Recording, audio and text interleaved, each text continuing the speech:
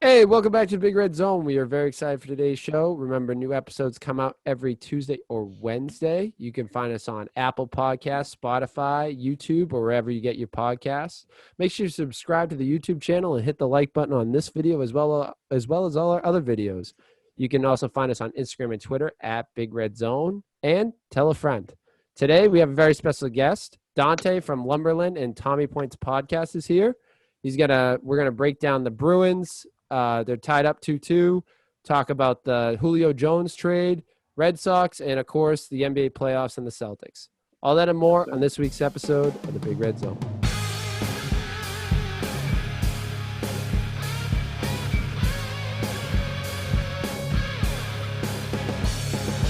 Welcome to the podcast. This is the Big Red Zone. I'm your host, Big Red. As always, I'm joined by Danny Football. What's going on, Big Red? What's going on? And our very special guest, Dante. Thank you, guys. Thank you for having me. I appreciate the golf claps all around, golf claps. I appreciate you guys for having me on. We've been talking about this. My friend John, who I work with at Lumberlend, brought up this podcast to me and how we follow each other on Twitter and stuff. And, we've been planning this out for a little bit, but I'm happy we finally got this show to go on. Very excited to be on. Producer John's colleague right here. That's right. That's right.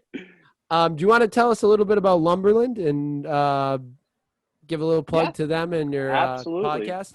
Yeah, absolutely. So Lumberland, we are I would guess what you can say, a startup company. We've only been around since 2016. We're product-based. We make these 12-ounce bat mugs, which is like you imagine just a wooden baseball bat. You hollow it out, and you can use it to drink whatever you want. We do custom designs, have a partnership with the MLBPA, the Players Association, so we do a lot of work with them. Have 10-ounce mugs now, shot glasses, or jam shots, we call them, bottle openers. And then what I do there and what my colleague, John, does, we have really been building up our social media presence over the last year or so. Instagram, Twitter, TikTok, we have nearly 700,000 followers on there. YouTube, LinkedIn, Facebook, everywhere. We're really just building our stuff up everywhere, constantly putting out new content all around. YouTube, we have a few different series that we do. We have our daily podcast called In the Pit that we go live on YouTube at 8 a.m. Monday through Friday, and that gets posted on YouTube. It gets posted on wherever you listen to podcasts. You can listen to it there. And yeah, man, we're just pumping out new content every single day, just constantly refreshing people's feeds with just new relevant stuff and just fun little things that we do around the office. And if you guys haven't checked out Lumberland yet, I'd say check it out now because the train's moving, we're moving quick, and we want everyone to hop on the bandwagon now because we're going at a great pace. I love, since I've only been there for 5 months and we've made such great progress in the 5 months I've been there. And, it's the sky's the limit for this company, and I'm very excited to be a part of it. And make sure to check out Lumberland across all different social media platforms. Yeah, we were talking before we started that you were already willing to put your hair on the line. Yeah, so we had this little hashtag mullet for Dante campaign going for about 2 weeks where it was if we hit 20,000 followers on our Lumberland HQ Instagram page, I would get a mullet. At the time, I think we were just about 9,500, and we finished with around 16,500. So we didn't quite meet the goal, but we did get, a good amount of followers from it. I'm happy I don't have to get the mullet. I'm a team player. Hey, you did your part. You did your part. My part. We had it. We signed a contract and everything. It's still hanging up in the wall in our office. But no, we did not reach it. Good thing and a bad thing. Obviously, it would have been awesome to hit 20K, but I don't know if I would have liked getting a mullet. We'll see what happens the next go around when we do something like that. Definitely check out these guys. I love your videos. We have TikToks. So we always are looking at the TikTok page. John showed us that, and it's such great videos. The different videos from the, I love that we talked about it. The mullet video, the nightmare video, and all the games you play. It's really awesome. Definitely check them out. And Dante also has his own podcast, Tommy Points Podcast. Yes, sir. You can check that out wherever you listen to podcasts. We post that on YouTube as well, our full episodes. I do that with two of my friends, Evan Singleton and Riley, or he goes by Color Sports on Twitter. just three, we're just three big Celtics fans. And obviously Tommy Points, I think if you're a Boston fan, you know that is an honor and ode to the late, great Tommy Heinsohn. And yeah, man, it's just three guys shooting the shit about the Celtics. We have a great time. And we just constantly try to keep people up to date with what's going on with the Celtics. So make sure to check that out. YouTube, Apple Podcasts, Spotify, Google, I don't know. Whoever has a podcast platform now, we're probably on there. So check us out there. Definitely check him out. I think Danny Football and I are gonna have to get a Big Red Zone Lumberland bat mug. I think we're gonna have to get one. Oh yeah, I think we're gonna have to get one.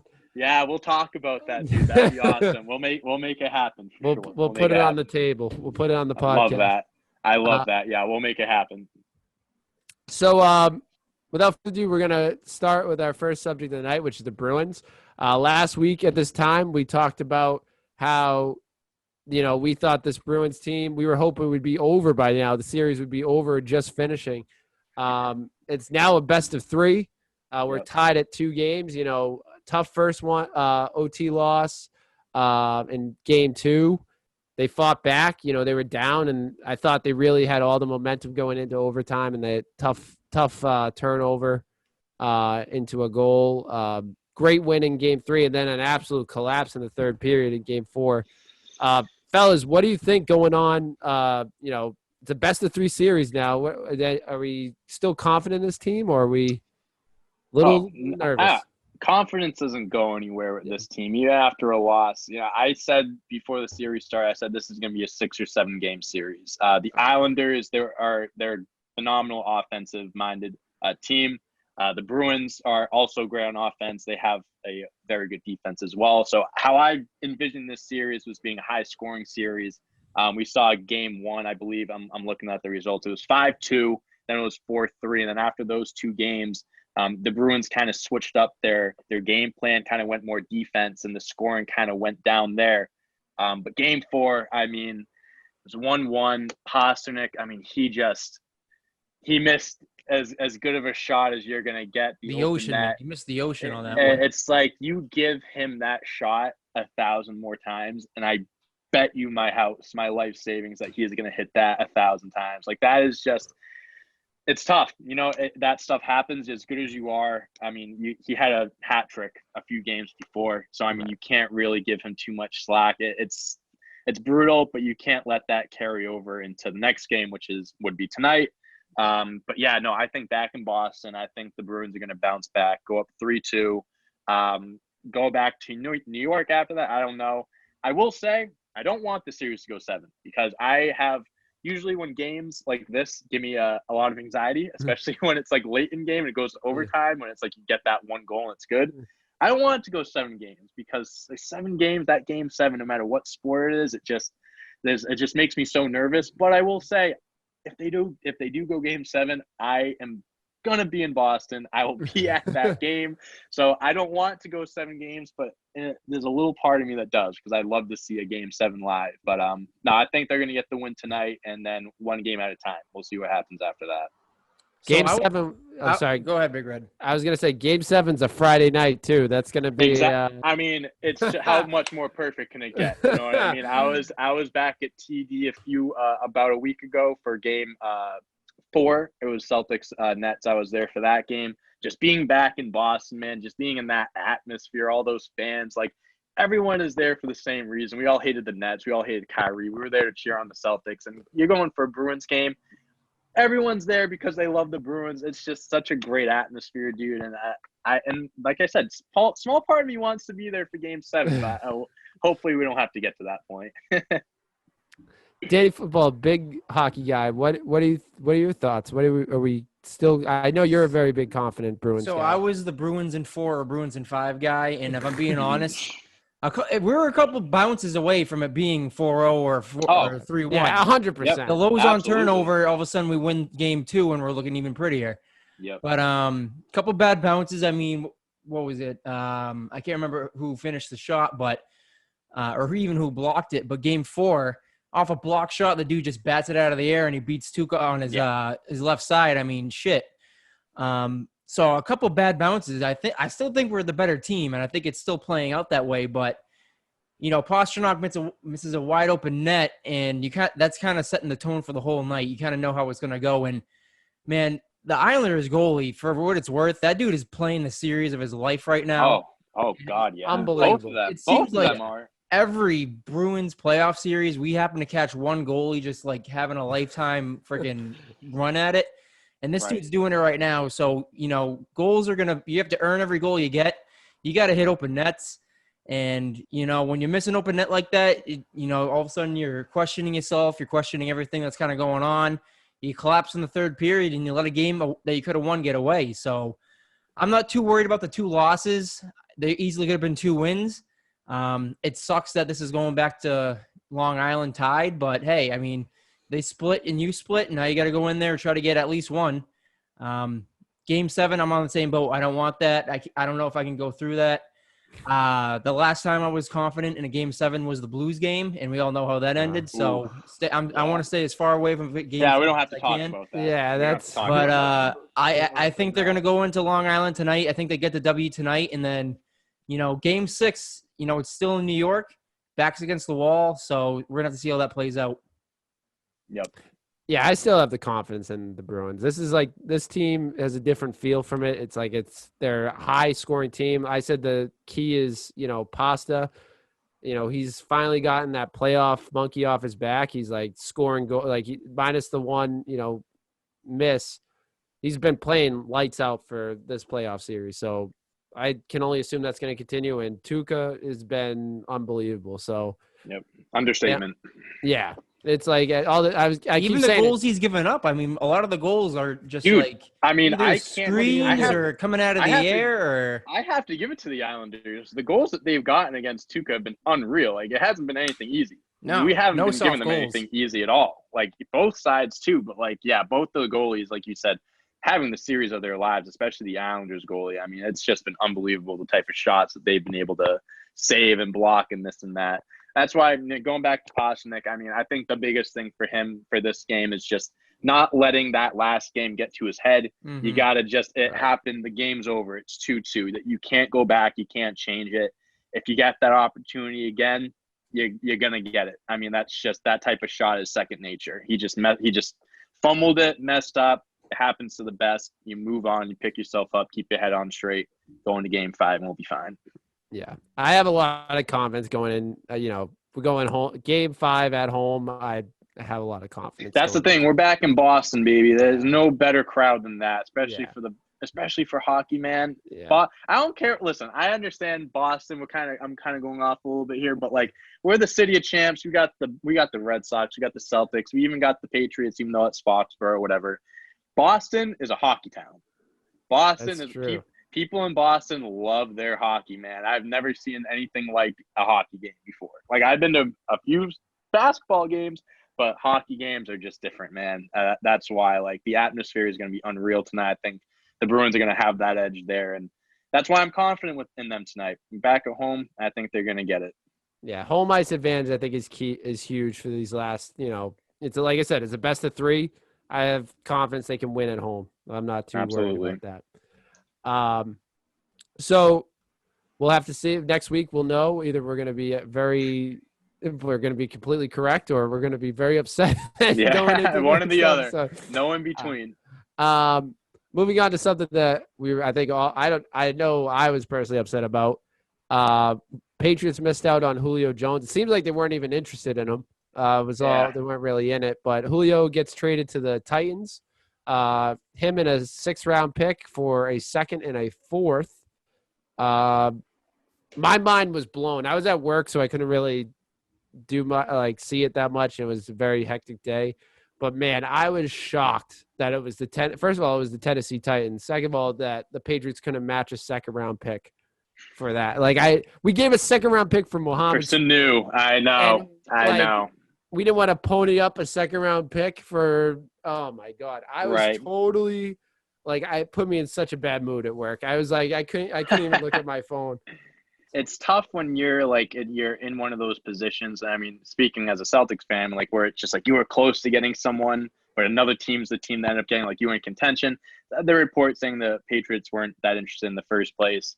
I will say the top 3 teams I thought he was going to go to was either New England, the Raiders, or the Titans. I mean, it just made sense with the Titans. Like as upset as you were, I mean, the Titans. I mean, that's a move you got to make. I mean, you got Julio, you got AJ Brown as your number 2, and you got 2K Derrick Henry, and you got Ryan Tannehill, who, I mean, listen, he's not the best quarterback in the world, but he's very capable. He's a veteran. He knows how to play the game. I thought that trade was perfect for them. And the second, I think, 4th, 5th round pick, whatever it was, I mean, yeah, that's a steal. I think it's a steal, but I think the reason why the Patriots kind of were iffy on making that move was how much money he was making, because, he's making, I believe the deal is 3 years, 66 mil. I could be wrong. I know it's 3 years, 60 something mil. So he's getting paid, we'll just say 20 mil. That's a big contract to eat up. Bill Belichick isn't really known for going after these big name receivers. I mean, Randy Moss back in 2007, but like, he's not really known for that. And honestly, as much as I'm not saying I didn't want him, I was kind of on edge too, because, he's talking about how he wants to go to a team where he's going to have a quarterback that can throw him the ball. Now, hear me out. I love Cam Newton. I love him as a person. I think he's a great player. The guy can't throw more than 20 yards. I just did not think that would have worked. Just more so because of how much money we'd be paying Julio. Like, would it have been a great match? Like, sure, you have Julio on paper, makes sense, it's great. But like, if you have Cam Newton throwing him the ball, I just don't know how great that would have been. And we have Mac Jones too, but like, I don't think he's going to get thrown into the fire that early on. I don't know if he'll even play this next year. It all depends on what happens with the team, how he progresses, what happens with Cam Newton. So I just think there were a lot more question marks there than guarantees, and I think that's kind of the reason why the Patriots kind of stayed away.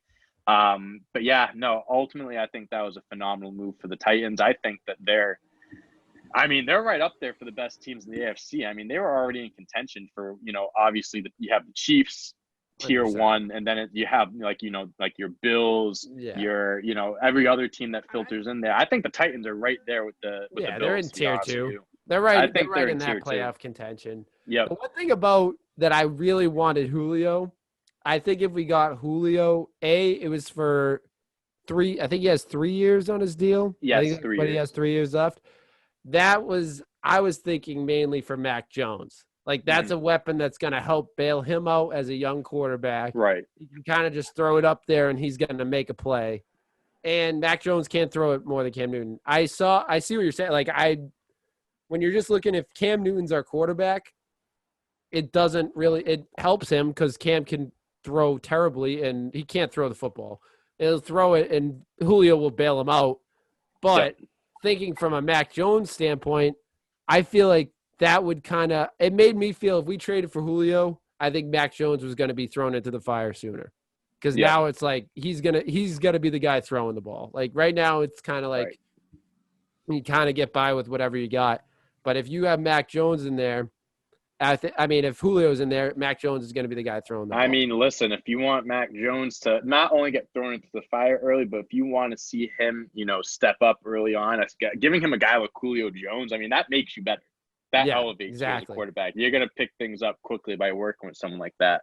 My biggest thing, honestly, with the media, Patriots fans, we didn't make the trade. Everyone's like, oh, look at our receiver list. Like, we should have made that trade, this and that. And they're showing the list. Like, you got Aguilar, you got N'Keal Harry, you got they just signed Marvin Hall, I believe is his name. They have no one big born. They signed from San Francisco.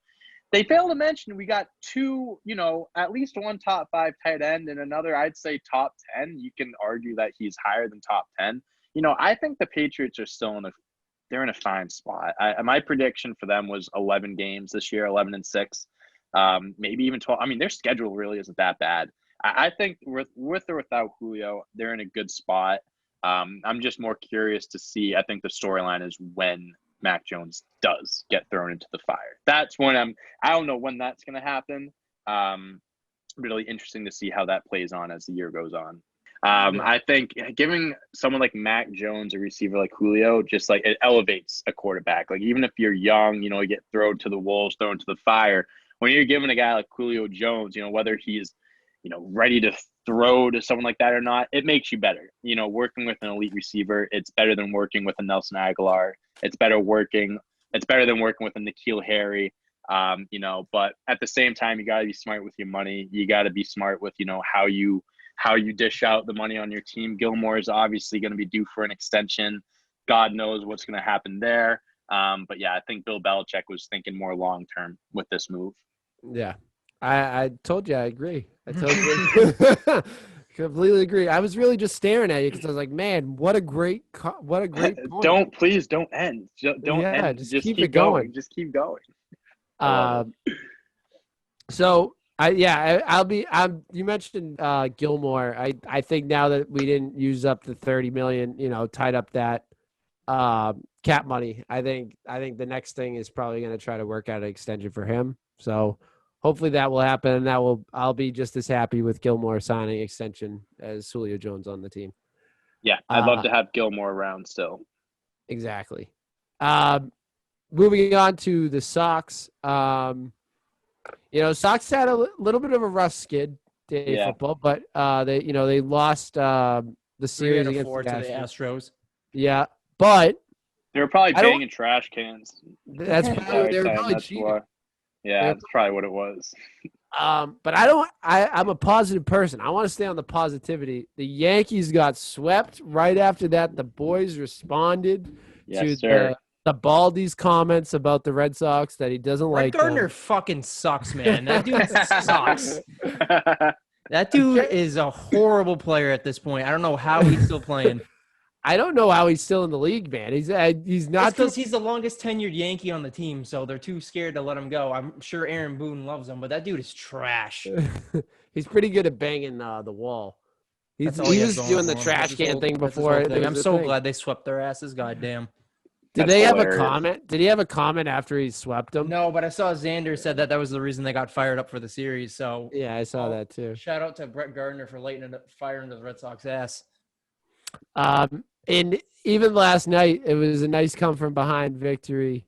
And it was kind of a back and forth game too. It went into they gave up the lead. Red Sox gave up the lead in the ninth, and then Bogey hit a nice Did you see that strike 3 call? I will say that was a bad call. That was a terrible gift. Call. An absolute gift. That was gift wrapped on Christmas Day, sitting underneath the tree for you on Christmas morning. That was an absolute gift. I mean, that was as bad of a call as it's going to get. Yeah, obviously, it worked out for us. So, I mean, I'm not complaining, but that's an ump that wants to go home. That's an ump that just wants to go home. Yeah, that was like, okay, I'll do one more inning of this. But, I don't know. And then Aaron Boone doesn't even get tossed. His third base coach gets tossed, and then Aaron Boone's just chilling in the dugout, letting things happen. Fuck them. I hate the Yankees. We talked about this when you were gone, man. The Yankees are my out of all the sports teams that for any major sport, the Yankees, I was just born with Yankee hate in my blood. This is the same dude who pulled out the Savages in the box. You got to give my guys a shot. Blah blah blah blah blah. This dude flips out over balls and strikes. Dude, you got fleeced that was a bad call. On a called 3 strike to end the inning on a pitch that was probably a good foot outside of the goddamn zone. Go ahead and run on third. You don't even come out of the dugout. What is this guy? This dude you gotta show emotion. This dude because Go ahead. No, because you had the runner on third. That. Right. Go ahead, guy on third. That changed in the entire game. The Yankees could have won that next guy up easily. Aaron Boone is nothing but pomp and circumstance. That dude is a circus. I'm shocked he hasn't even been fired yet. He doesn't have much. I don't think he has much time left. Coach. I don't think he has much time left.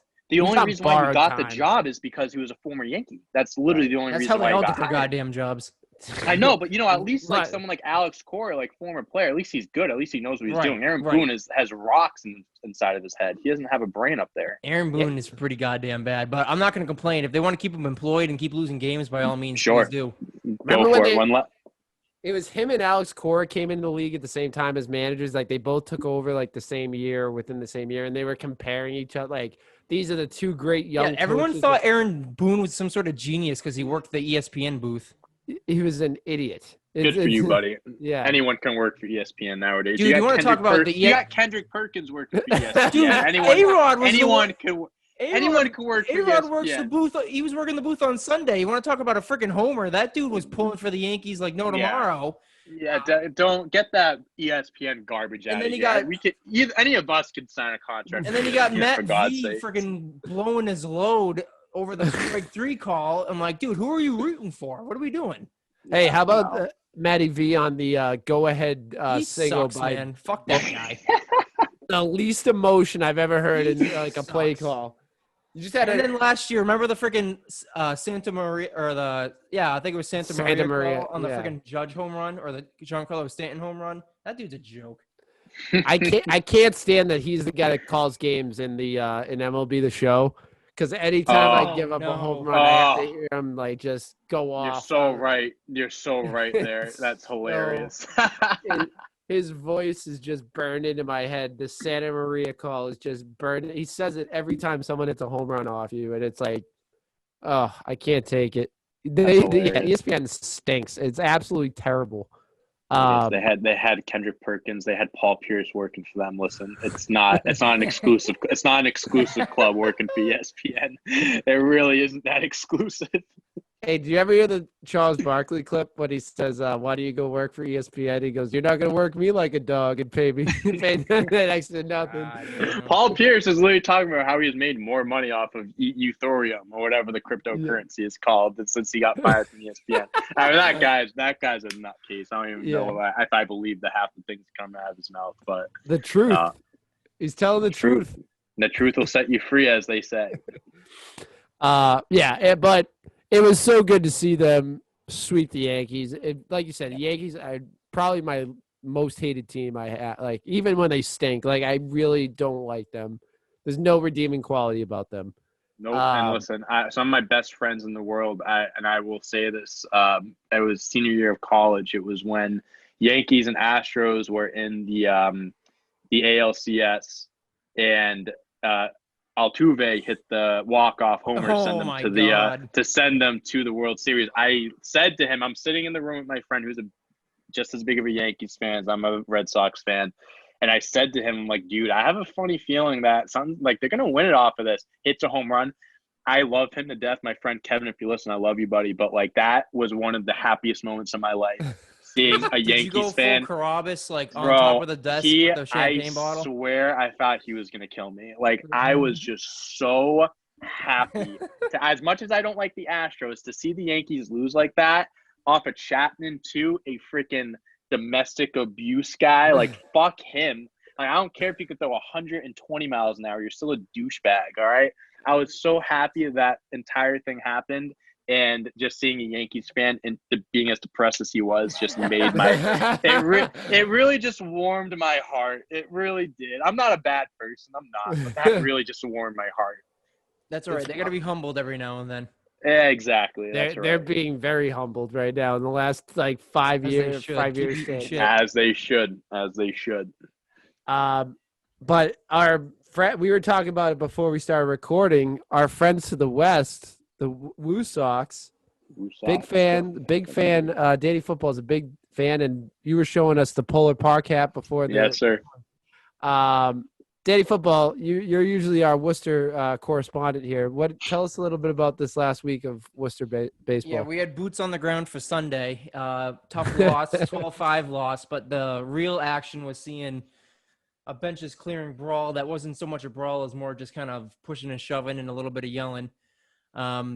First in history. The first, benches cleared for the first time in Polar Park history. You're not wrong. I've seen the first Grand Slam at Polar Park, and I've seen the first benches clearing brawl at Polar Park. So I'll keep taking my historical moments. But I mean, the best part was probably the Rochester manager getting tossed, and then the third base coach got tossed, and he probably spent 5 minutes on the field yelling at the umpires.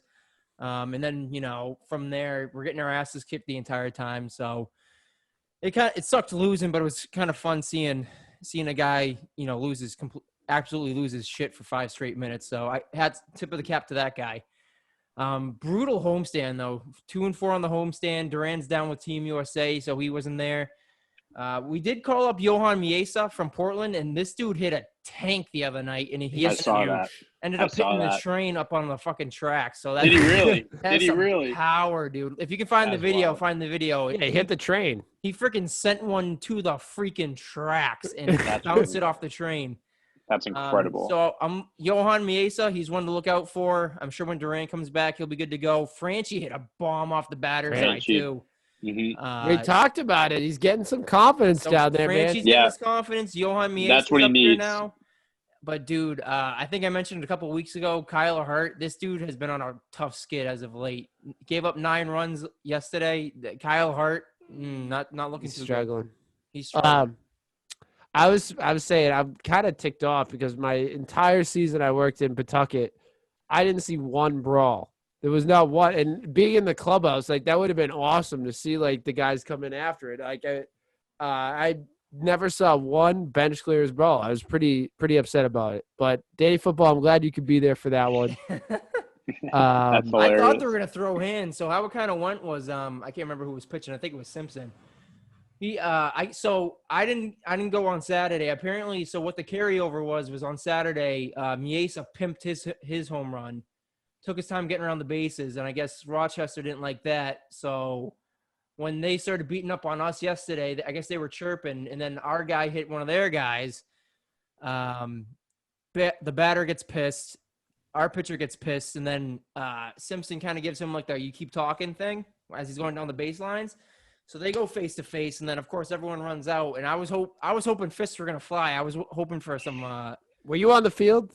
I was trying to, but I was behind the net, so I was trying to scale the net. I couldn't get out. Trying to get involved in there. I was like, if this was a hockey game, I would have been over the glass by now. But don't worry. That's great. Yeah, I mean Kyle Hart's my guy, but he's been struggling as of late. It's been I a hope rough go, man. Rough go. hope he figures it out. And obviously getting Duran back will help the boys. But hey, it's just one homestand, man. The Woo Sox are gonna roll. Plenty of season left. Plenty of season. But moving on to the main. This is Dante came all this way for some basketball talk, so we're gonna give him some basketball talk. NBA playoffs. Just a quick recap of that. Obviously, we talked Nets. We'll get into it. Beat the Celtics. We don't really need to mention that. What are you talking about? What are you Nets got a bye to the second round. Yeah. I don't know what you're talking about. And the Nets are now up 1-0 on the Bucks in the second round. Philly beat Washington 4-1. That wasn't even close. Hawks and the Knicks, man. The Hawks are turning it on. They beat the Knicks. How about the Knicks fans celebrating that one win like it was the freaking Yeah, you can't be jumping the gun like that. Jumping the gun like that. Jumping the gun. I get it's that. Not even like I get it's not even like you were up. Years, but goddamn, man. It's not even like you were up. It was just tied. You just tied the series. It's not like you went up 2-1 or something like that. It was still tied. They're gonna be okay. They're gonna be okay. They got a bright future, man. They got some great young pieces. They do. But this is kind of bringing up the Celtics a little bit. But I have just this weird feeling, just for months, not even before the playoffs, but just not when the playoffs are, but like for months, even before the playoffs. I just have this weird feeling that they're going to get someone like Kemba Walker. I know we talked about this a little bit. It's a big contract. It's going to be tough to move something like that. But I think the Knicks are they're a good team. I think they have a very bright future, but they're just missing like one or two like go-to veteran scorers. Like if Kemba Walker's healthy, I still believe he can be like a good number 2 or like a solid number 3. He just needs to stay healthy. If he was on the Knicks, him, RJ, Randall, Robinson, Mitchell Robinson. I don't know why I couldn't think of his first name. I mean, that's a solid group. I mean, you had Kemba Walker, a guy that can give you 20 a night. I think that's the type of player that the Knicks should look for. And for whatever reason, I just have this weird feeling that they're going to be like one of the top teams. If Kemba does get traded, that's the team he goes to. But yeah, regardless of if it's him or not, I think that they're going to get someone this offseason, whether it's a trade, free agent, whatever. I think they showed enough where it's like, they're promising. Thibodeau's there. He showed that, he can coach that team to at least, he can coach them to the playoffs, and it's going to come down to the talent. You got to get more talent to make it past the first round. Yeah. A key to that team is they have a bunch of veteran guys in there. They need to keep the veteran guys and try to add a couple more like studs in there. Yeah, I agree. The Hawks, though, big upset in game 1 against Philly in the second round. That's going to be a series to watch. Trae Young and the Hawks. I mean, the Hawks are hot. Hawks are hot. Yep. They got a great young core. They got Capella. John Collins is a stud. That's why I wanted him this year. That's the guy the Celtics missed out. Like one of the guys they missed out on. He's a stud. And plus Trae Young's born for the playoffs, dude. He Right. was born for the bright lights. Every single game. I mean, he hasn't had not every game he shot like beautifully. I mean, I think there was one game against the Knicks where he shot like 5 for 20, but like regardless of whether he's shooting the ball or not, like you feel his presence. Like he makes a difference when he's out in the court. Whether it's spacing, you have to have guys doubling him deep. The guy can hit shots from 30, 35 feet away. The guy's got Steph Curry range. The guy's got Damian Lillard range. Like the guy can shoot in the gym range. The guy can shoot anywhere on the court. Like he's a special talent. I'm not the biggest fan of his style of play, but I respect it. That's the way the NBA is nowadays, and he takes advantage of it. He's a great player. Yeah, and I saw this tweet the other day. It was like a picture of him and Luka, and it said probably the most even trade in NBA history. It probably is. Like you know what? It is even. It is even. But like, let's not act like Luka Doncic isn't still head and shoulders better than Trae Young. I mean, don't get me wrong. Trae Young is a special player, but Luka Doncic is borderline top 5 in the NBA. Trae Young, I'd argue that he's top 15, but like it's a fair trade for both sides. They each got their cornerstone. Each got their franchise player, but in that sense, Luka Doncic is still much better than Trae Young. That's my opinion on that. Luka was my MVP pick preseason. He was my. Really? I thought he was gonna take it up an even bigger notch, and I thought he was gonna. He was. As you looked at his stats last year, like it wasn't too far off from an MVP season, like close to a triple double range, kind of. And I thought he was gonna do it, but it's tough, dude. The way in the NBA now, there's just so many talented players. Like this year, like if LeBron James stayed healthy, if Kevin Durant stayed healthy, you would have had a 4-man race. You would have been Jokic, Embiid, LeBron, and Durant. I think Jokic is going to win it because he stayed healthy all year and he should be the MVP.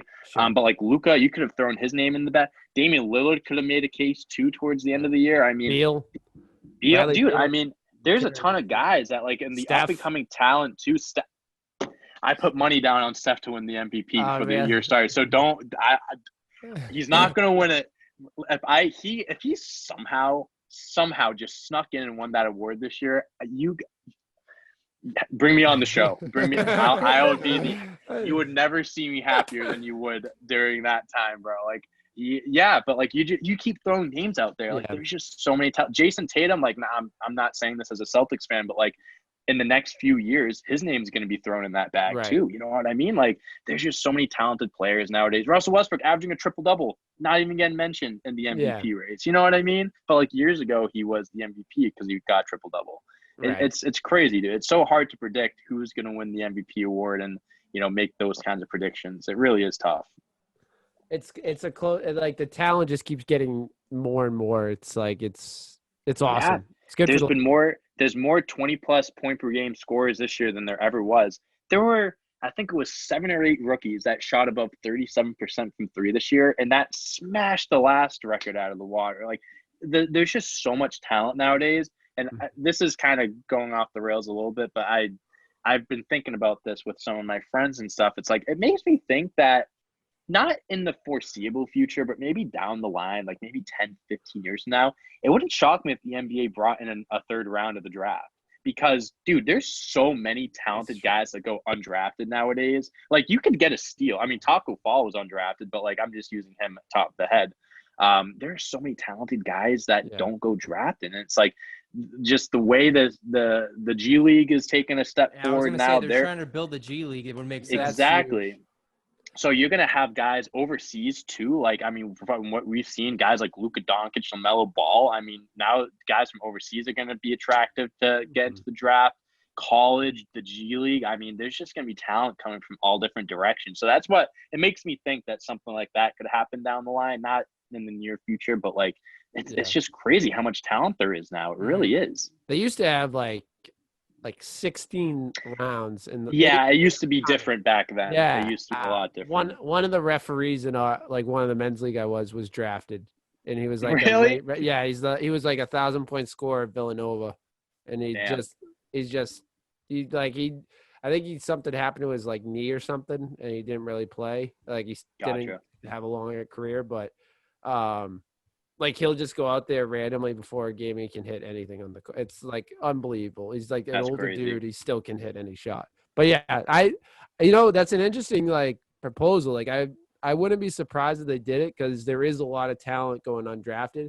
And a lot of the guys that don't get drafted say, hey, I'm going to go make some money over in Europe and play Euroball. Like we had Dennis Clifford on the pod, BC Eagle.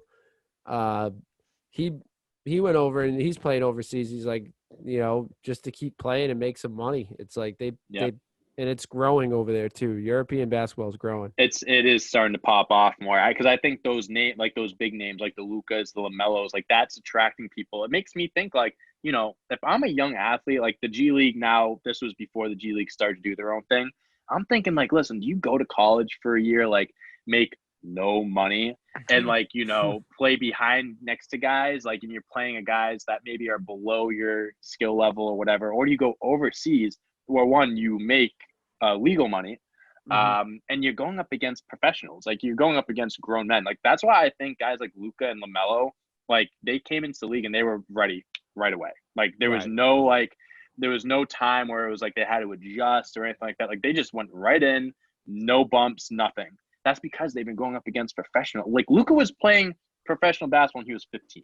Like when you're going up against professionals for 2-3 years, you're gonna be good at what you do when you go into the actual league when you're 18. And same with LaMelo. I mean, he's only played 1 year, but it's interesting to see how that's gonna play out over the next few years. Now college, they're gonna have to start paying their guys. They've already started, the notion to or the motion to pay players based off of their names, video games, this and that. Right. But now that the G League's paying guys $500K a year, I mean, it's going to change a lot of stuff over the next few years. So I'm very curious to see how that plays out. Especially they get rid of the one and done rule. Right. That will change. Right. Yeah. Once kids can start going out of high school, and that's going to change a lot too. Absolutely. Looking at the other series, Jazz, beat the Grizz. We weren't too surprised about that. And they're taking on the Clippers in round 2, which Clippers had an exciting series against the Mavs, went to 7. Luka was unbelievable. Kawhi turned it on in the end of the series, but question marks on the Clippers. And then the Suns demoralized the Los Angeles Lakers and LeBron James. Crazy. That was like a lot of people are questioning LeBron. Like they're saying, does he still have? It's LeBron James, so I'm not too worried about it. It's one of those things. It's just like Tom Brady. You can't say anything negative about him because they'll just come back next year. I think the Lakers, they're fine. I mean, they're 2 top guys. Anthony Davis, from him being taken out 5 minutes into the game, he wasn't healthy. He wasn't nearly 100%. LeBron probably wasn't 100% either. It was just, honestly, it was a weird year. It was a weird year for basketball, the NBA, just so many injuries this year. I think, having such a small amount of time off between the end of last year to the beginning of this year, players didn't really get a chance to rest their bodies. There have been more injuries this past year than there have been in, God knows how many years. Like, it's just, I don't think that players, they're not conditioned to, take such a little time off. They're used to taking, 5-6 months off, getting that off-season work in, healing up their injuries. And, someone like LeBron, listen, we praise LeBron. He's a machine. He's a robot, been able to dominate for so long. But at the end of the day, he's still 36. Right. You can't go around that. Father time catches up to everyone. And as great as he still is, listen, he's going to need more than 60 days to rest his body. That's how it is. So I think that the Lakers are going to be fine. I think that they're going to just strip their roster, obviously keep LeBron, AD, and just build around those guys and go back for the title next year. That's what I think is going to happen. I knew they were going to win one title those two together. I think the window's kind of closing, depending on what the offseason they have. Right. Like, it's easy to say now, but they could end up adding Damian Lillard, and then it's like, Right. what, Who knows? yeah. But I'm glad if that is their one title, I'm glad they won the asterisk title in the bubble. So glad the Mickey Mouse title. Yeah, I'm glad they can hang their hat on that one. And the last series, the Nuggets are taking on the Suns. The Suns would beat the Lakers, which the Suns are my Danny Football's been saying it all year long. No. Don't claim the Suns. That's my team. I've jumped Since on the CP3 the trade. I said they were going to be a good team, and now they can mount LeBron's head on their mantle. I am jumping on the band. I already jumped on the bandwagon weeks ago. I listened to what you said. I was on it months ago, my man. I'm not saying you weren't. I just said I'm jumping on the bandwagon a while ago. When I saw the Celtics weren't doing it, I was like, this is my pick. It would be pretty sweet. It would be pretty sweet seeing Chris Paul win a championship, not only just in general, but on that team. I mean, he turned that franchise around. I mean, we talked about it a little bit earlier. Like, obviously, the Suns, I think they were riding the wave of that. They're 8-0 in the bubble. And I think, they were going to come into the season with a fire lit underneath them regardless. But Chris Paul, I mean, you want to talk about guys that should be in the MVP conversation. Chris Paul doesn't get talked about enough. I mean, the guy quite literally took a franchise from being a laughingstock for 10, 11 years to being the number 2 seed in the Western Conference, the second best team in the NBA record, or maybe third best team record-wise. Regardless, second best team in the West. That's not nothing. That says something. He did it with the Thunder last year too. The Thunder had a 0.9% chance of making the playoffs. Everyone counted them out, and they made it to the 6th seed? I think they were, or the 5th seed, or something like that. Chris Paul, wherever he goes, winning follows him. That's the definition of a most valuable player. The Thunder had to give him away just so they could start. They traded for him to lose games, and they had they won. For nothing to start losing. They were like, man, to lose. He's unbelievable. He should be. They couldn't have paired Devin Booker with a better teammate. Him and Ayton needed someone like Chris Paul. Like, as talented as those guys are, especially Devin Booker, you still need that veteran. You still need that guy that's been there before. Like, obviously, he's never been to the finals. He's never won a ring. But, like, he's been to the Game 7s. He's gone up against some of the best teams of all time, the Golden State Warriors. He knows what it takes to, beat these teams, in individual games or make it to that point. Devin Booker never made it to the playoffs in his career. DeAndre, in only a few years in the league at this point, they needed someone like that, and someone like Chris Paul just take them to the next level. Devin Booker in the playoffs has been just a beauty to watch. I love his game. I love the way Devin Booker plays. I'm so happy that he's starting to finally get his recognition, because he's been averaging 25, 26 a game for the last 4 years. No one talks about him. Yeah. He literally only made the All-Star game this past year because Anthony Davis got hurt. That's ridiculous. He should have been, no question, an All-Star player. He doesn't get the respect that he deserves. And now that, the Suns are doing well, he finally is getting that recognition, and I couldn't be happier for him. I think the Suns are kind of similar to what the Celtics need, and those two young guys. The Jason Tatum and Jaylen Brown need that veteran guy to come in that's hungry. Yeah. That's you swap out Kemba Walker for Chris Paul. We'd still be in the playoffs. Yeah. I'll say it. We'd still be in the playoffs. Chris Paul would just take the Celtics to another level, and it's a pipe dream. I know it's a pipe dream, but if he ever ended up on the Celtics, guys, that would be the second happiest you'd see me besides Steph Curry winning the MVP this year. He's opting out. Rumor has he's opting out. He's opting out. We'll see what happens. I'm going to get a lot zero of cap space. Yeah. We need to trade for him.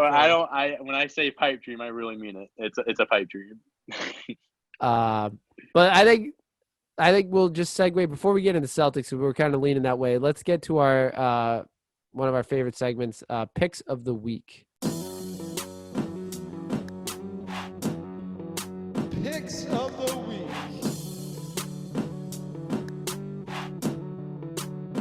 So for picks of the week, we pick a game each week. Danny Football is kind of kicking my butt during the NBA edition.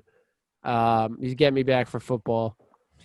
Danny Football, what is your pick of the week today? I'm going to go Jazz over Clippers. I think the Clippers barely survived round one, and I think the Jazz are just too stacked, number one seed. And I think Donovan Mitchell is just going to take it to another level, man. He's hungry after last year. I think they can get this done. So game one, set the tone. Game one or game two? Are we talking game one or game two? I think it's game one. Let me check. I think. Yeah, I think they play game one tomorrow. Yeah, they play game one tomorrow. So you're going tomorrow's game. Correct. All right. We gotta make that stipulation. I thought you were going game two. I had you down as game two. Game one.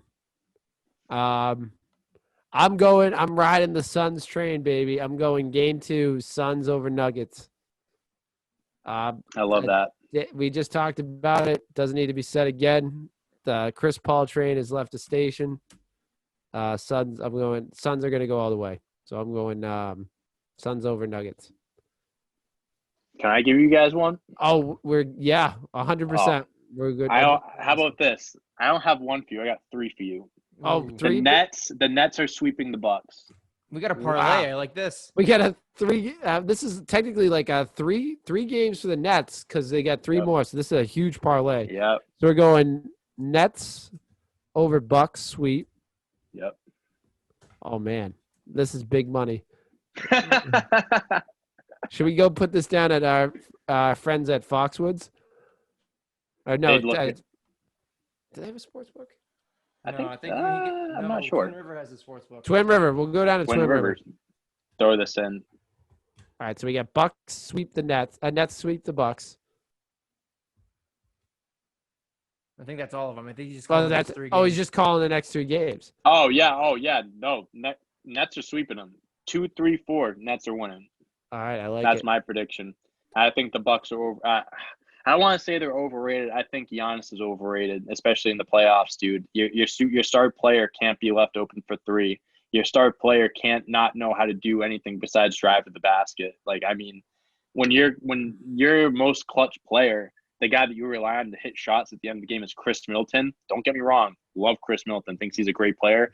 But if he's your most clutch player, your go-to guy in the clutch, you are not a championship contending team. I'm sorry. If your star player, Giannis, can't be hitting the shots at the end of the game, you can only go so far. Great it's not that far. Team. Great regular season team. And I think that this is going to Period. be, as crazy as it sounds, because I know I said the Nets are going to sweep them, I think this is going to be their toughest matchup because the Bucks have just so many different bodies to throw at them, like to guard them. And obviously now James Harden, he's out game 2 at least. They're going to have their work cut out for them. But I still think they sweep them. And if they win this round, whether it's the Sixers or the Hawks, we'll just say the Sixers because they're the top seed. They're not going to be able to even hold the Brooklyn Nets jockstrap. No. It's not going to be close. No. Yeah, I like the parlay. That's a first in Big Red Zone history. A parlay and picks of the week. We're all about first here. I love it. So let's move on to the Celtics. Yes, sir. We had a big week in Celtics. We'll skip over the Nets part. Yeah, what are you talking about? But big move day after we lost, which I think this move has been in the works for months. Mm-hmm. But Danny steps down as president of basketball operations, and Brad, they said, is promoted to take over for Danny, and he's the new president, and they're looking for a new head coach. What is your thoughts? We'll throw it out to the table. First on Danny stepping down as the president of basketball ops. Dante made a lot of good points. I wish I didn't dropped cut out Steve. So I'll let him kind of reiterate what he was telling me. Thank you, Zach. Thank you. What I was saying was, was it shocking to me that Danny Ainge stepped down? Not as shocking as it was with the timing. I think it was kind of written on the wall that something like this was going to happen. A few years ago, he suffered a heart attack and he was talking about, what does my future hold? I got to start thinking about my family, my health, this and that. That's when I started to think, the Celtics are one drastic move. Something will happen to the team where Danny Ainge is going to step down. I guess this was the case where them losing in the first round to Nets was the last straw for him. I do agree this is something that they had planned out months in advance. This isn't something that you just decide on within 12 hours after losing in the season, right? But I was more shocked that of all the people to replace him was Brad Stevens. And not for nothing, they also just, quickly announced it like 45 minutes after. It's not like they waited. It's like, oh, we're going to go through a process, see what to do. Like, they already had this figured out. Like, Brad Stevens is going to be running the show. That, out of all the people that I could have guessed was going to be the new president of operations, he probably would have been one of the last guys, I guess. If you gave me a list of guys and Brad Stevens was on the list, I probably would have put him near the end. Because it's just a job he's never had before. He's always been a coach. Butler, Boston Celtics for 8 years. But at the same time, I'm cautiously optimistic that this is going to be a good position for him. And I say that because he's a very smart basketball guy. Like, he knows his stuff. He knows his X's and O's. He knows everything about the sport of basketball. The guy talks about how he goes home and he watches basketball games. Like, the guy lives and breathes basketball. Right. And, in college, you're part of the recruiting system. I think, that could be, that could help us out a lot, being the GM, being able to recruit guys, this and that. I don't know how it's going to go at first, because obviously we saw how Danny Ainge operated things for years, how it was like Trader Danny just wheeling and dealing, but also not making deals unless it made the Celtics significantly better. Like, he's not going to trade someone unless it's like lopsided. You know what I mean? Like, that's just the way he's always been. Right. I don't know how Brad Stevens is. None of us know how Brad Stevens operates. He could be like, okay, let's just hypothetical. Kemba Walker, you're putting him on the trade block and you get a team that will trade for him. But it's not necessarily a trade that will make you much better, if better at all. Danny Ainge would be like, you know what? No, we'll just hold on to what we have. Brad Stevens could be like, you know what? Fine. We'll just get rid of him. We'll just move on. You know what I mean? Right. So I can't make that judgment of how he's going to do, because I don't know, what his mindset is, how he's going to operate in these situations. And I was saying to Zach earlier too, like, Danny Ainge, like, left Brad Stevens stuff to work with, but he also left him with a lot to work on. Like, there's a lot of stuff that needs to be fixed on this team. Obviously, you got the Jays, you got your Robert Williams, you got your Pritchards, you got your young guys, stuff that you can build around. But you also got those guys like Kemba could be on the trade block. Marcus Smart could be on the trade block. He's got big decisions to make. So I guess it's just a wait and see thing. You see how the offseason goes, how he handles the team, what moves he makes. I'm optimistic that he can do well, but at the same time, you just got to wait and see. That's just all it is. Yeah, a lot of the points you had is the reasons I thought he would be good. I'm optimistic about it. He's had like history of recruiting. He's had to put together classes at Butler, which wasn't a main play. People weren't beating down the door to go to Butler. Right. They kind of like trying to have to really work on the recruiting process. He's made lemons out of dog crap the first couple of years he was in with the Celtics. Dude, he turned Isaiah Thomas to an MVP candidate. I mean, come on. And, I've heard a lot of rumors that, like, when I say I think this was planned, I think Danny and him already had this planned, and Wick. I think they all decided, like, look, Dan, at the end of the year or maybe within the next year, I think I'm going to step down, and I think Brad would be a good person. I'm going to start showing him stuff as this season goes on. Right. He's been in all the draft rooms. He's been in the war rooms. He's seen how Danny's kind of operated stuff. So I think this move I think Brad being the next guy has been in the works for a long time. And I'm optimistic, like you said, it's kind of a waiting game. We'll wait and see. The first thing is we'll judge it by who he picks to be the next head coach. Like, that's going to be a big judge. Yep. And the other thing is, a lot of people are saying this is a quick fix. We're going to hire Brad for a year or two, and he's going to get us into the next GM. I don't get that at all. Like, a lot of people have said that, and I really don't understand that, because Wick has just talked about how much he loves Brad. He thinks he's a great coach. He's one of the best coaches ever. He has one of the best basketball minds. He wasn't going to fire Brad, like, no matter what this season. Like, he's our guy. He's the best coach, ever. I don't see how you go from that and then a year from now saying we're going to move on and going to find a new GM and we have our head coach. They wouldn't part ways to get a new head coach. They had to do this to keep him in. So I don't foresee, unless he completely bombs and he just hires Jason Kidd and he trades Jason and Jalen, like, unless he completely torches the franchise, I think Brad is here to stay for a while.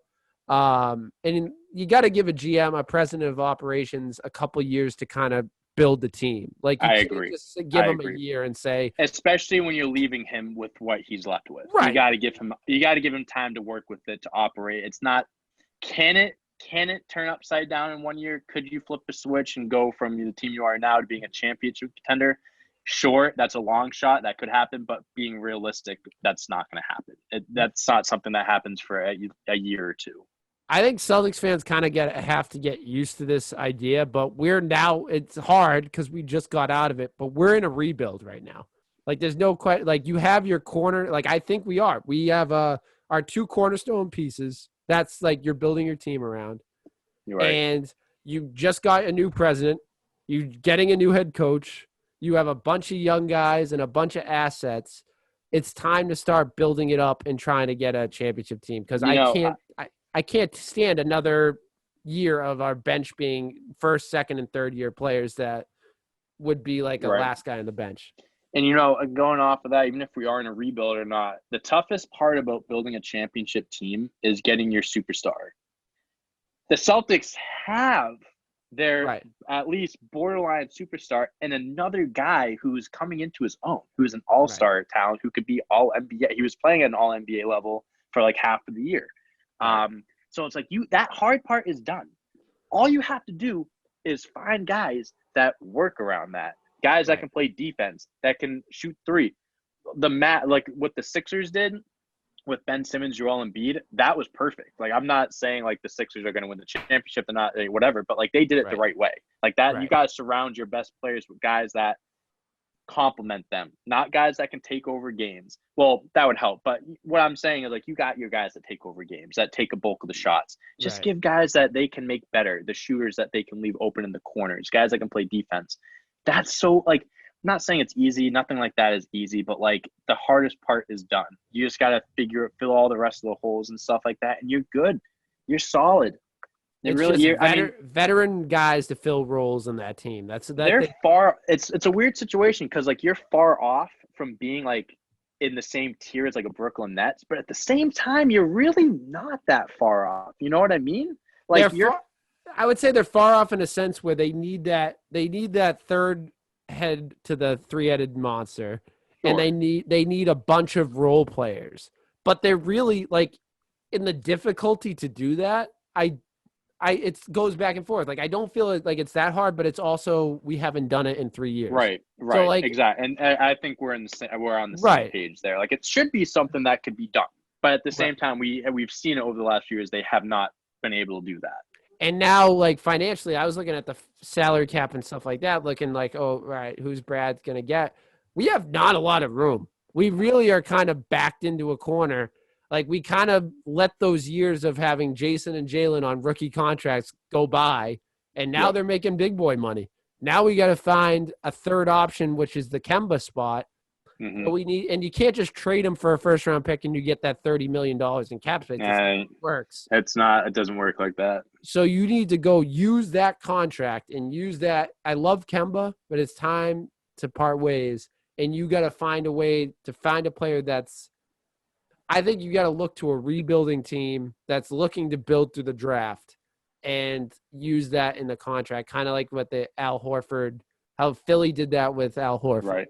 It's got to be the same mentality. Like, they got to look for, like I said, maybe the Wizards, maybe the Blazers. Look for those teams that are ready to. The Dame thing I jumped on first, so I'm going to stick to my guns on this. I said it way before everyone was saying, oh, Dame would to the Celtics. So I got to stay on it.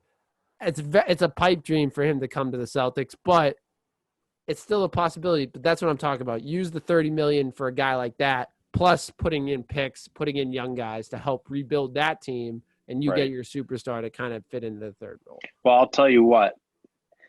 I'm not getting caught up in the Damian Lillard talk. I saw a few things that came out today saying the Celtics would be a team that's in the mix. I'm not getting caught up in that stuff, but I'm going to say this, and I guess it'll pose the question. Getting Damian Lillard is going to cost you Jaylen Brown.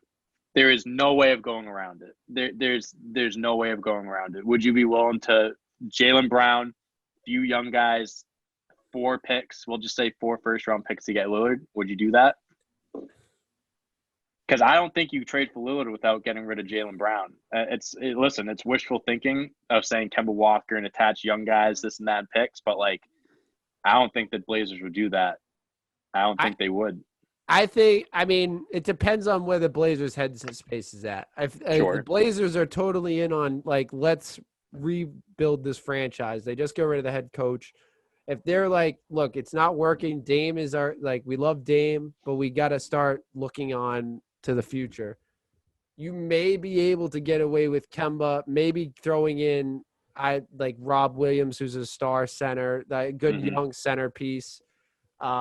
Maybe throw in I think they should capitalize. I don't know if this is like the saving grace, but they should capitalize on Peyton Pritchard this season and trade him away because he's not going to get any better. This is the height I think he's going to be at. So maybe you throw Peyton Pritchard, do what the Heat should have done with Tyler Hero and trade him away.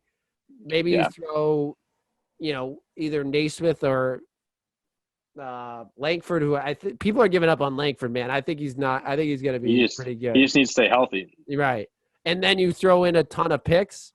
I think that gets the job done. If they're into the mindset of we don't want to we don't want to try to go for the first pick overall, then you're right. You're going to have to give up Jaylen in the trade. That's what's the only thing that's going to happen. But I think teams like the Wizards, and if the Trailblazers are going to go all in on it, I think you can get away with not giving up Jaylen. I think you could seriously get away with giving up Kemba to the Wizards. I think you could. I think you would to get Bradley Beal. Yeah, I think you seriously could because I don't.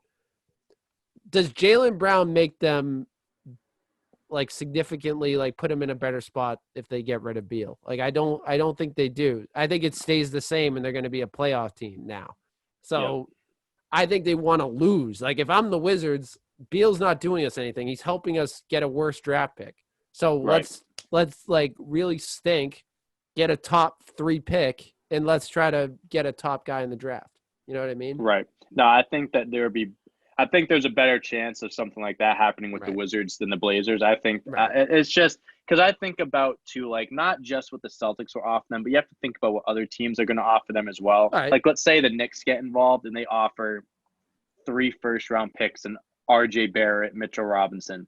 You're going to get a young talent or whatever you think of RJ Barrett, whatever, but it's a young talent. So it's you got to look at being able to one up another team. So let's say the Knicks, we're offering them the same package you just said, Kemba Walker, young guys, picks, this and that.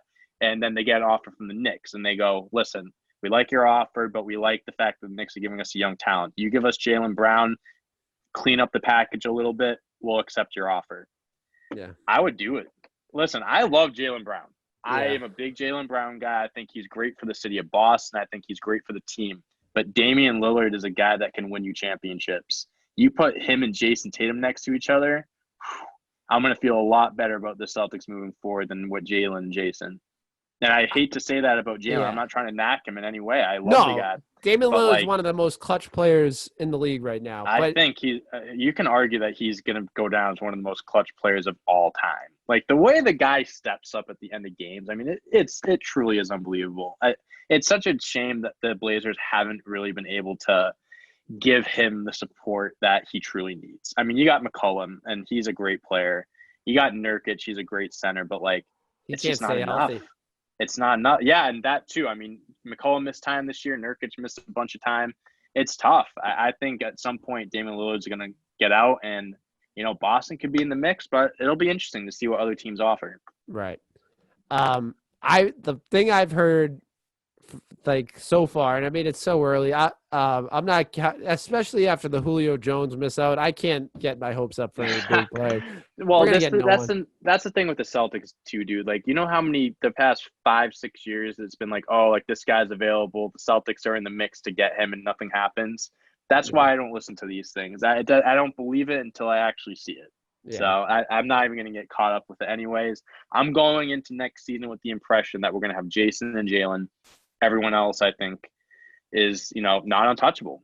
They're not. I honestly think Tatum's the only guy that's untouchable. Brown can be dealt at the right price, but I think it would take a Bradley Beal or a Damian Lillard to get him away from Boston.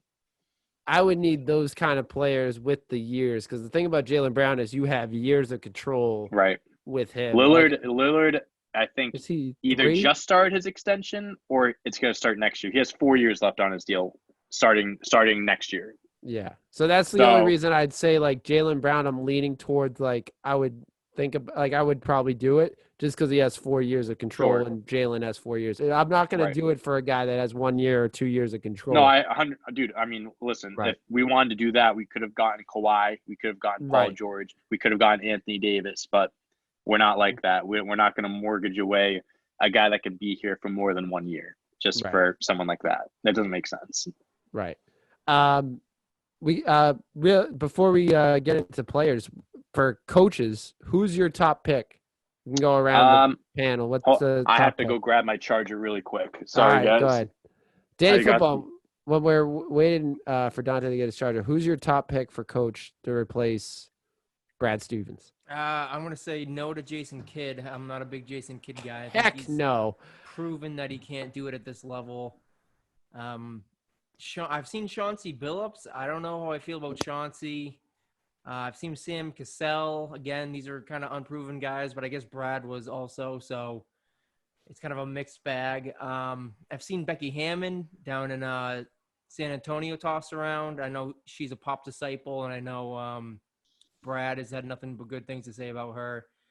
So my front runner, I'd lean Chauncey Billups. He has a history with Boston. We did draft him, so it would kind of be a coming home for him. So I'll say Chauncey, but honestly, it's a wide open door. I wouldn't be. I don't think there would be a hire that would really get me down.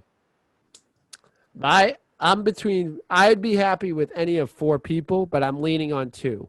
My 4, as you mentioned, Chauncey Billups for the reason you said. Becky Hammond, yeah. Sam Cassell is one of the 2 main people that I lean towards that I hope they hire. Mainly being he's been an assistant for over 10 years. He's a Doc disciple. Like he won a championship here. He knows the history. He's had time to learn. He's been on playoff teams. He hasn't won it, but he's been on good playoff teams. I just think he's had longer coaching experience. If you're looking between, because I kind of look at, I think of all the people, he's had the most assistant years. I got to go with him. And the other person is Kara Lawson. Kara was another one I was thinking of. Boston, has the experience there. And I'll tell you, she has the respect and the attention of Jason and Jalen, which I think is so incredibly important going into the next phase of the Boston Celtics tenure. Because those are your 2 guys, as we just said. You got to have someone that, 1, they like and they respect, and 2, that they can get the most, this coach can get the most out of them. So I'm leading those 2. I'd be fine with any of the 4. I will not be fine if Jason Kidd is the next head coach of the Boston Celtics, even if it means getting me Damian Lillard, because Damian Lillard, for some reason, said he wants Jason Kidd to be his next head coach. I don't know why, but I don't care if he'll only play for J. Kidd. I do not want Jason Kidd as my head coach. Absolutely not. Yeah, I think we all in agreement there. The last guy I want is Jason Kidd. Yeah. I think my top picks, I was getting my charger, my mic, so I kind of didn't hear everything, but I have 4 people that I'd like the Celtic. If it's any 4 of these people, I'd be totally fine with any of them.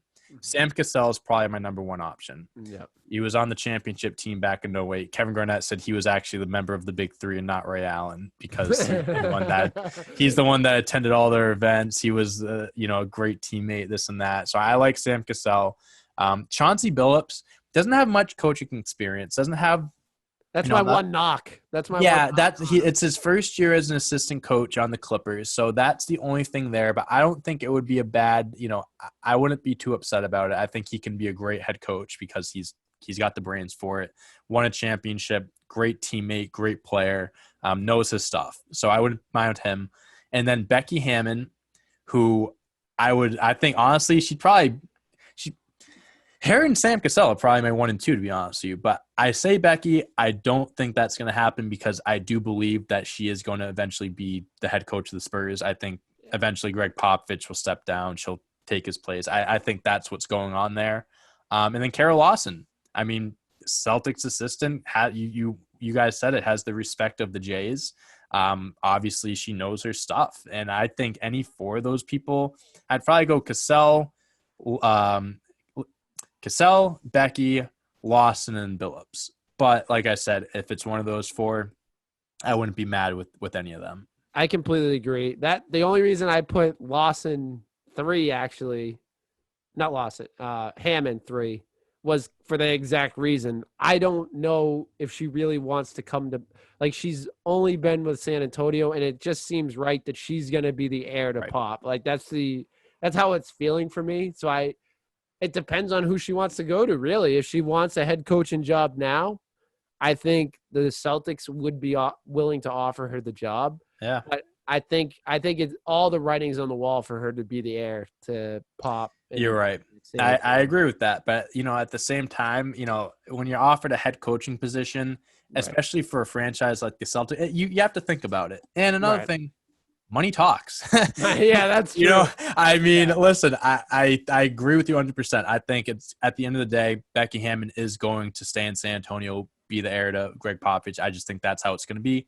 But, who says the Celtics don't offer her like $6-7 million a year? And, she's like, it's hard to turn down. You have an opportunity to coach, two bona fide superstars, at least one bona fide superstar, one that's on the up and coming being a superstar. Mm-hmm. Obviously you have it made in San Antonio. You're in line to be the next head coach, but like that's still a great opportunity. And I think Greg Popovich would totally understand if she, decided to take that job. I don't think that would be a problem there. And no offense to the Spurs, but which franchise would you rather jump in bed with right now? Like the Spurs are look terrible. Right. Like there's no, they got that, what's his name? Was it Murray? DeJounte Murray. DeJounte Murray. So, they got like a young star there, like stud there. They're going to get someone else in the draft this year. But that's pretty much it. They don't really got much on that team. And if Pop could jet out in the next year and Becky's the next head coach, she's going to be left with the first 2 or 3 years of her tenure there with just dog crap. Like, it's like she's going to be a non-playoff team. So would you rather do that or come to Boston and be in a equally probably more storied franchise and get two young studs in the league? So you hit the ground running in Boston too. Yeah, I think you got something to work with. A silent one is Sam Cassell. He was when I heard Brad was becoming the president, he was the first guy I thought of because I just think he's done it. He's been he's been an assistant for like 12 years. Yep. So it's like he has the experience. He has a lot of experience. So. Smart mind. I wouldn't mind him. He's my top option, but like I said, any four of those people, I'm cool with. As long as it's not Jason Kidd, I'm cool with it. And as much as I like him, they can't hire one of Brad's Jay Levan.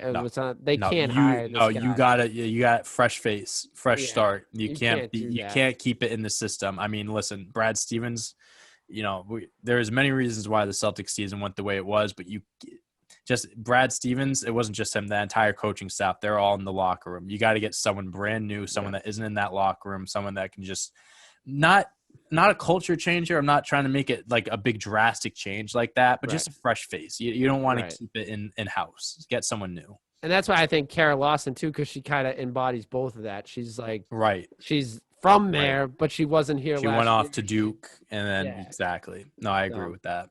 So like I said, any of those four, don't screw this up, Brad. Any of those four, bring him in. Beside head coaching position, real quick, we'll start with Danny. What's the first thing you think Brad should do player-wise? What's the first thing Brad's got to do? It could be a free agent signing, a trade. What do you think he does? What's the first thing on the agenda after head coach is checked off his list? What does he got to do? I think the second check on his list needs to be seeing if he can trade Kemba, whether it's for a superstar like Dame or Beal. Kind of feel out the market on that. But even if you can't get a superstar, seeing if you can get kind of anything for him and kind of get the money off the books. So I think his second thing should be see if there's any sort of market for Kemba, if I can make any trades, and kind of move him along. And then after that, I'm sure it's filling up the bench and finding guys from there. But I think second needs to be seeing what he can do with the Kemba deal. Yeah, not a bad. I'm with you with that. My thing would be re-sign Fournier. I think that's a big. I think he helps expedite filling this roster up around the Jays. I think he's not a third option. He's not a star. I don't like him in the starting group. I love him coming off the bench. I think that's a guy that you can put in closing minutes. He's a clutch guy. Like, say what you want about him. He hits big shots in big moments. Like, he's a veteran guy that you can put in at the end of the game that can knock down shots.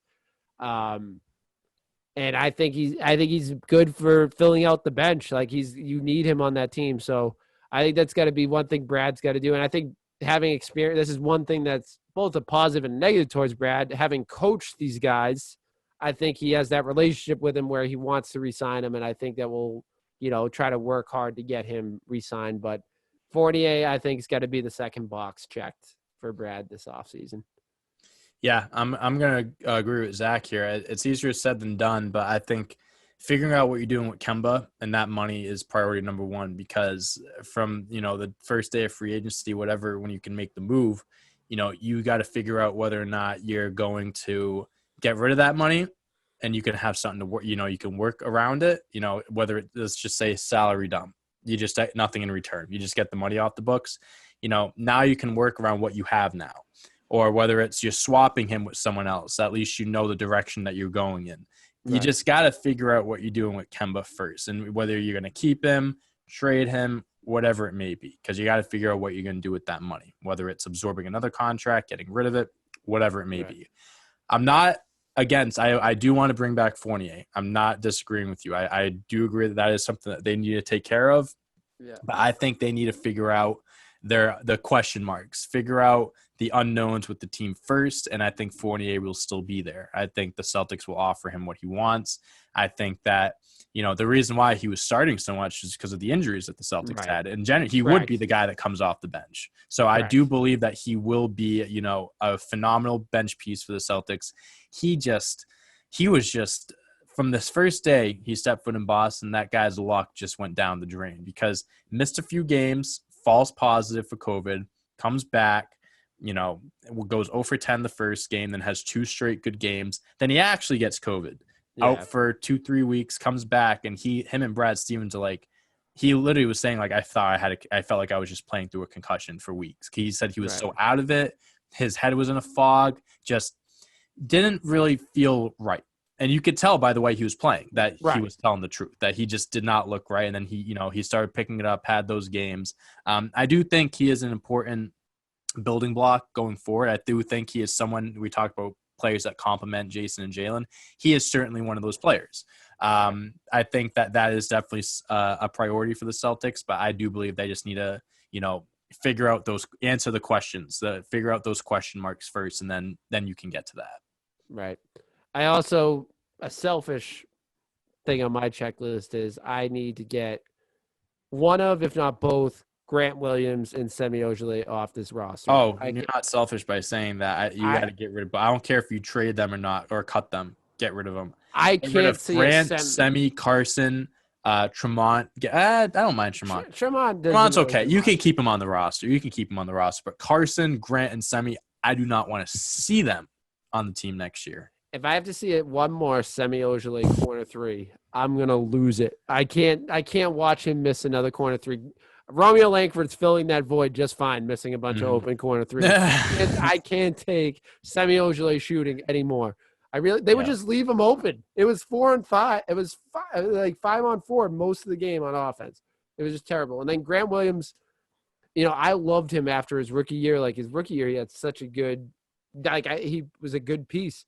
This year, I don't know what happened, man. I think he just came back to earth, and that's why I kind of trade Pritchard away right now before he comes back to earth. So, but yeah, Semi Ojeleye, I need off the Celtics team. I like him. I just can't take seeing him shoot anymore. Yeah. They just have to strip their bench clean besides a few guys, and then just fill in those roles. That's all it comes to. I'd like to see Nesmith come back. I've been high on him since we drafted him. I think he has a ton of potential. Obviously, if you can get something like really good in return that makes your team better, you do it. But like I do see the upside in Neesmith, and he showed it at the end of the year.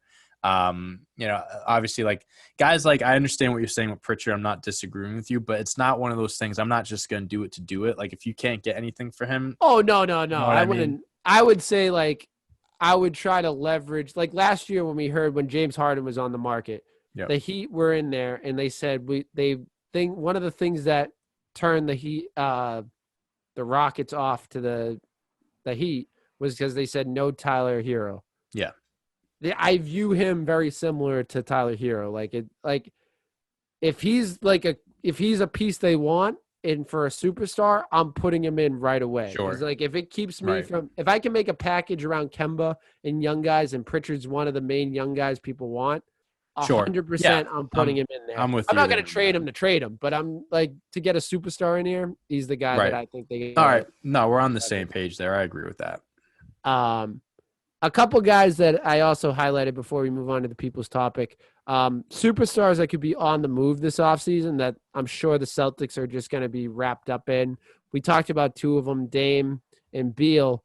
Two other guys that are going to be on the market that I think are potential Celtics targets is Cat, and we've already heard, which I hope they don't do this. I really don't, is KP, Porzingis. I really don't want him. And Cat, I really liked coming out of college, but I wouldn't be opposed to it. But those are two guys that I also have on the, both franchises could be looking to separate ways from those two guys.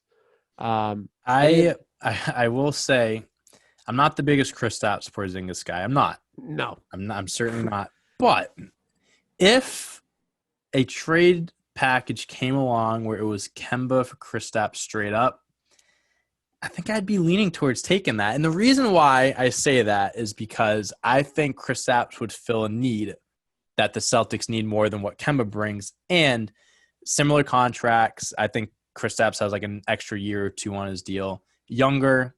The biggest thing with him is his injuries. If he goes to a team where he's, he doesn't have to worry about being the main focal point and he's in a winning culture. I think something like that really like elevates a player or at least changes their game a little bit. I think going to a winning culture, a winning team like the Celtics would boost Kristaps and make him better. The biggest thing is health. He has to stay healthy. But I wouldn't be opposed to Kristaps if it was a Kristaps for Kemba swap. I really wouldn't. I'd think about it. I think I'd probably lean towards yes. Karl Anthony Towns, I've been high on him for a long time. I think he's a sneaky top 5 center in the NBA. I think he's hands down top 5 centers in the NBA, but no one really talks about it because he's in Minnesota. Right. Something like that. Again, I don't know if you can make a move like that without giving up like Jalen. I wouldn't give up Jalen for Cat. If you can make it work and get Cat without giving up Jalen or Jason, I'm all for it. I just don't know if that's a possibility right now. I think that they can't, it's not working with the Cat situation. It's not working with that. Like Cat's not working out. He's just had really bad luck. Their team has had really bad luck. Like they only had like 9 games where they had their best players play together, like D'Lo. It's, they're going to lose. They're probably going to end up losing their first round pick this year because of the Golden State trade. Yeah, if they can get the ping pong balls to fall the right way, maybe they can hold on to it because it's I think it's a top 3. It's top 3, I believe. Yeah. So if top they can, 4, something like that. If they can get it to fall the right way, maybe they can save it. But I just look at it like it's not working. The NBA is kind of changing where you need to have guys that can shoot from outside, and he can shoot, but like forward guard heavy in the NBA right now. They got D'Lo. They got, I think Edwards is a great pick. Like Edwards is the guy that I think they should build around now. Right. So if they lose their first round pick, they're going to be scrambling for picks. And they're going to want to start losing and trying to get a top pick the next year. So I think that's one of those teams that I think it's very possible that they can do a Kemba and a couple young guys and give them a ton of first-round picks if they lose that first-rounder. I think it's very possible. If they get their first-rounder and they get it like a top 4 pick in the draft, now I kind of say that's off the table because now you're getting the number 1 pick in the draft. You have Cat, you have D'Lo, and now a top 4 pick. That's I think if they can stay healthy, that would be a solid team. But the Porzingis thing, like I heard today that he's upset in Dallas because he's considered not equal to Luka. Oh yeah, He's no like a shit. second fiddle. And it's like, dude, what do you mean? You're gonna be the second fiddle. You stunk it up in the playoffs, and Luka is a borderline top 5 player. Of course, you're going to be the afterthought. So that's my nervousness. Like, he's going to be the third option on this team, no question about it, unless those guys aren't playing that night. So I don't know if he really wants. I mean, winning solves a lot of problems. So if he comes here and they start winning games, I mean, I'm sure he's not going to complain as long as they're winning. But I don't really want a guy that doesn't want to do what it takes to win on a team, and he can't stay healthy. I think he's vastly overrated. I don't think your team gets drastically better. He does fill that void of like a stretch big, and you can kind of move Jalen and Jason back up the ladder at 3 and 2. But hey, I mean, I'd take a lot. I'd take pretty much anything for Kemba right now. I think it just needs I love Kemba, but we just need a shakeup in our team. Exactly. Like, it's just that's why I come from there. Like, it's just if you can get something for him and that's what you get for it, why not? Why not roll the dice? Right. So obviously, Brad, we'll have to see in the next couple months. He's got, like you said, he doesn't have a lot of work to do, but at the same time, he has a lot of work to do with this roster and with this team. Obviously, coming from a couple of years ago, we talked about it last week. A couple of years ago, they were championship favorites. Yep. And now we're a couple of years removed, and we're trying to figure out how to get out of the first round. So, I'm optimistic. I think it's like a breath of fresh air now that even though Brad's still there, it's a new position. We're going to get someone new into the head coach. We're going to have some shakeups. I'm optimistic about next year, and everyone will be back full off season. I think we'll be good going into next year. Yeah, we'll just wait and see. That's all it is, one day at a time. So we're going to get into our last segment of the night. We're going to get into the people's topic. It's the people's topic, baby! People's topic. So for people's topic, you can write in on our Instagram and Twitter at Big Red Zone. You can write in anything you want. This week, we actually have a bunch of people's topics. We'll throw in there. Let me just pull them up on my phone here. We'll try to go quick through some of these. It says, why is there, this comes from Dominic, why is there nothing about the Mavericks? That's messed up. What about the Mavericks? Yeah, I know. Is he talking to us directly or like the media themselves? I think the media themselves. Not enough press. I mean, it's a low market team. They don't win. I feel like Luka gets plenty of media coverage. Right. Yeah. I don't know if he's complaining it's more about Luka than the team, but everyone but him on the team kind of sucks. So Yeah. There's your reason why. And we're trying to trade for one of those. Yeah. This comes from Ed. Your opinion on YouTubers / social media celebrities fighting out of prime boxers. I'll say this. If anyone listening, if you spent money on that fight last night, you're Shame on you. fucking idiot. Shame on you. Fucking idiot. Everyone Everyone knew what that was going to be, and if you still paid for it and are upset about it, you're a fucking idiot. Yeah, people are actually upset on like Twitter and stuff last night about what did you think was going to happen? Especially after the Jake Paul Ben Askren fight. Like, if you want to complain after that, you knew what you were getting with Logan Paul, Floyd Mayweather. You have no one to blame but yourself. Yeah, exactly. Yeah, listen, I respect these YouTubers and stuff. They're making a name for themselves. They're making a shit ton of money while doing it. But I also hate the Paul brothers. I hate I'm not saying they're ruining the sport of boxing because they're bringing eyes to it, but like it's all a money grab. They don't care about the sport. They care about the money in the media. That's all. It's more on the promoters that actually let it happen. So. Yeah. So I respect the Paul brothers for being able to work people up and get people to buy their fights. Like I can't disrespect them or say anything bad about that. That's just genius marketing. But I think it's stupid. Yeah. So I think it's stupid. Big boxer. Danny Football's a big boxer. Oh yeah, Yeah, he's not shaking his head over there. he's been stifled. He's It so hurts. upset about this last couple months. Sticking with just when we're on the fight, there's another one about it from Mrs. Big Red herself. Oh, She said, "Who is the better fighter of the Paul brothers, Jake or Logan?" We kind of talked about this on. I mean, Jake is the one that has wins on his record, regardless of who they're against. I don't even know how Logan Paul was 0-1, and all he fought was KSI, the YouTuber, and he somehow got to fight Floyd Mayweather. I feel like Jake Paul should have been the one to fight Floyd Mayweather in that case. I think Jake- Jake Paul seems to be the one that takes it more seriously somehow. I agree. No, I agree with that. I don't know how. If someone asked me how would you explain that, I wouldn't be able to explain it. It just feels like he's the one that takes it more seriously. Yeah, I Jake agree. Paul actually trains. That's the only thing I would say. That's why I lean Jake Paul, because he actually trains and like takes it somewhat seriously to try to win. Yeah, I agree.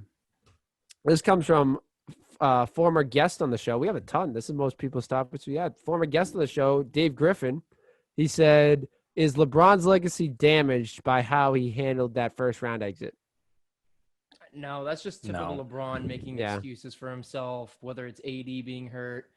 I know he said, "Oh, I wasn't 100%," but you lost to a good Suns team, man. Like, it's your first time losing in the first round. It is what it is. Just take the L and go home. It's always something with him.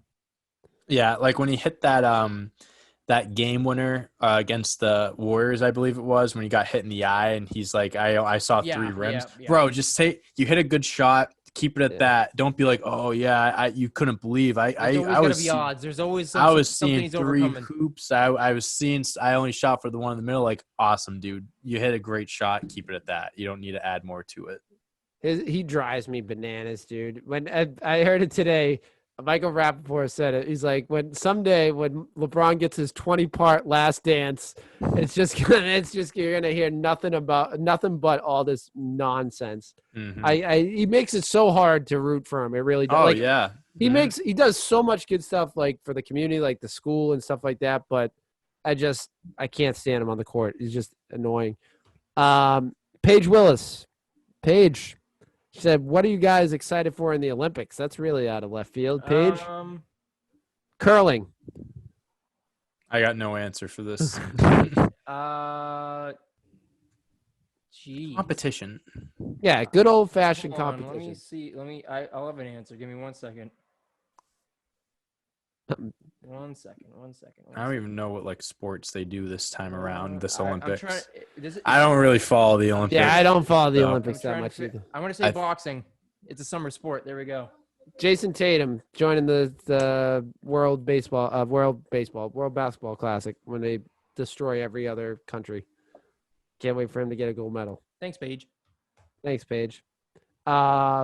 This one comes from Patrick Lee 7685. The Bruins are up 1-0. Bruins are up 1-0. Oh my god! Not even 2 minutes in. Fire me up. Pasternak. See? Yeah. Pasta, stay hot. Pasta, That's stay right. hot. We kind of talked about this. Who will be the Celtics head coach? And if it's Jason Kidd, will Dame be a Celtic? I don't care if Dame will be a Celtic or if Jason Kidd's the next head coach. I will be so upset. I do not want Jason Kidd as the next head coach. Yeah, that's We not kinda a already- trade-off I'm willing to take. We already kind of went over the coaching Yeah. thing. And next comes from our last one from our fan, number one fan, Joseph_Celia. He writes, Kemba and Rob for Lonzo and Steve Adams. Nope. What do you think? No. Nope. Robert Williams has more potential and value than either of those guys. Yeah. I'm all set. Kemba for Lonzo and Steve Adams. I'd think about that. Yeah. I'd You think probably have about to that throw in more. one more. I think you'd have to throw in something else, but Sure. I'd think about that more than the first one. yeah, I wouldn't throw Rob Williams in there. You're already getting, I think Kemba Walker's already the better player in the deal. So, Yeah. but I wouldn't, hey, I've talked about Lonzo Ball joining the Celtics before.